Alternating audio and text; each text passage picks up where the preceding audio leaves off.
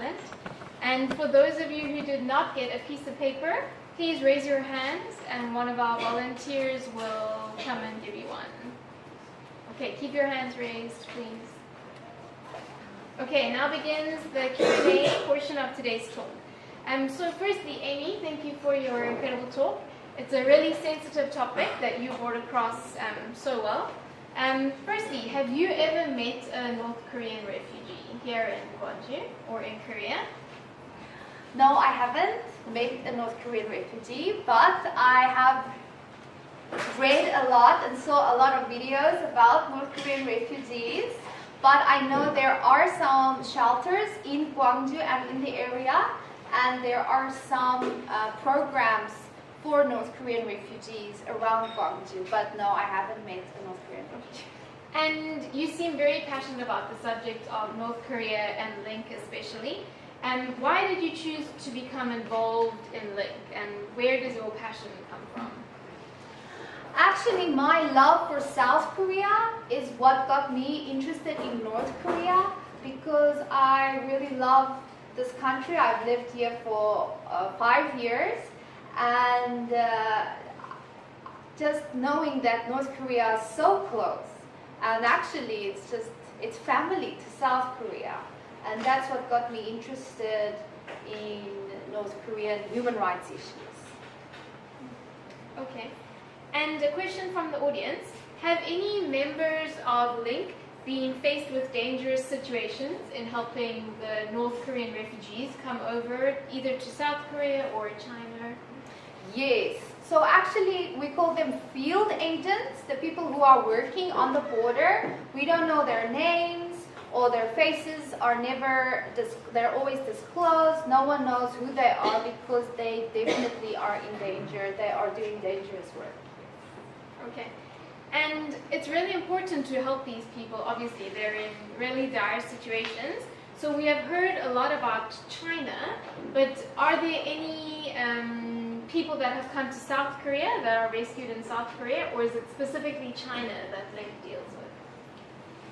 It's easier for North Koreans to get over the Chinese border than what it is to come to South Korea. That's why the possibility of being shot or drowning in the river is greater. But there are some refugees who've come across, but when they come to Korea, they immediately go to the South Korean people can help them. Whereas when they go to China, there's no one to help them. So that's why LiNK has to help them in China, and LiNK doesn't have to help them in South Korea. And you mentioned different ways of being involved, and giving money is one of them, donating money to LiNK. Are there any other ways that us as foreigners or even Korean members functioning in South Korea, how can we help these North Korean refugees? I think the biggest thing in Korea is people need to change their mindset about the political aspect of North Korea. I think in South Korea, people always think about the leaders, the president, the government, the military. They always think, oh, North Koreans are bad people, but it's not true. The people in North Korea are suffering a lot, and they need people to love them and to help them. So I think there needs to be a mind shift about the people in North Korea, and people need to start differentiating between the leadership, the politics, and the people. So you don't have to give money, but you need to educate yourself about the human rights issues in North Korea. And how do we know, this is a question from the audience, how do we know that LiNK is not related to politics? And how can we be 100% sure? Well, you need to educate yourself. There's a website you can go to. There are people all over the world who's involved in this organization. I've been involved with this organization for 4 years, and I've never had any bad feedback or experience with LiNK. And I can understand that anyone can be a skeptic, but you need to educate yourself and you need to make your own decision. an informed decision. I gave you a lot of information here today, but feel free to go and Google this and find out for yourself. But I know 100% this is not a political organization. Okay. And we only have time for one more question, as the documentary will be screened. If your question was not answered, once the documentary is finished, you can come and speak to Amy. She is more than willing to answer your questions. So our last question is, in the DVDs or short videos we watched, there was a lot of people versus politics mentioned. And why do you think that people are more focused on the politics than people? Because of propaganda, because of the news. I think, people are more, like I said, that the news is all about the hype. So they don't want to show you necessarily all the starving children, but they do want to talk about the war that's going to happen or all the economic things that's going to.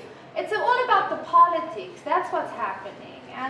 And also North Korea is a very tight country. The security is very tight. It's not easy for people to go and see what's really happening there. So it's not easy to have access. So the only thing that the news can get is all this propaganda, so that's what they're telling people. So it's also about access to information, unfortunately. That's part of that. Okay, thank you, Amy. Can we please give her a round of applause?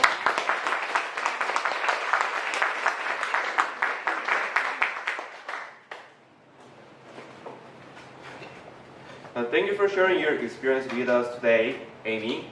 I could learn so much from your GIC talk to understand current state of human rights in North Korea.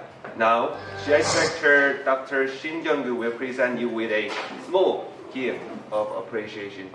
Yeah. Thank you very much for handling such a sensitive issue for all of us. But before I show our appreciation, just one more question. The many North Korean refugees in Korea, they are suffering human rights abuse as well. I'm not sure whether you were exposed to that news or not.